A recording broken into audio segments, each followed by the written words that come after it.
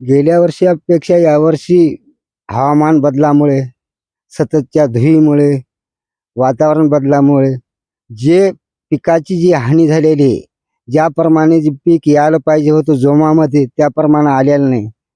कारण याच्यावर पडणारा चिकटा, या धुळीमुळे, या ज्वारीची उडणारी जी सोप असते, जेणेकरून त्याच्यामधून दाणे बाहेर पडतात, ते टिकू शकले नाही. सोप उडाल्यामुळं पीक उत्पन्नामध्ये भर पडली नाही, कणस बारीक पडले.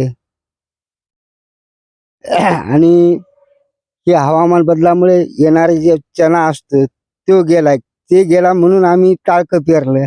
टाळक्यामध्ये बी सततच्या हवामान बदलामुळे आणि या धुळीमुळे जेवढं पीक यायला पाहिजे होतं त्याप्रमाणे आलेलं नाही.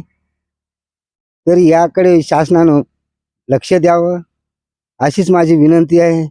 कारण मी एकटाच नाही, अन्य शेतकरी असेच परेशान आहेत. पराठीवर असणारा लाल प्रमाणे मी यावर्षी बी एकरभर ज्वारीची लागवड केली. एकरभर ज्वारीची लागवड केल्याच्या नंतर त्याला मर लागू लागली. मर लागल्याच्या नंतर मी फवारणी केली. फवारणी करते वेळेस काही चांगल्या प्रमाणात झाली, काही थांबू लागली. तर आता जे कणस होते, कणस लागल्याच्या नंतर काळी ज्वारी पडू लागली. ती काळी ज्वारी आता वर गेल्याच्या नंतर फवारणीचा प्रादुर्भाव तर होईन, पण मग आता या वातावरणानुसार ही अशी नापिकी होत असेल तर शासनानं याला तात्काळ काहीतरी निधी देण्यात यावा, मदत करण्यात यावा अशी मी शासनाला विनंती करीत आहे.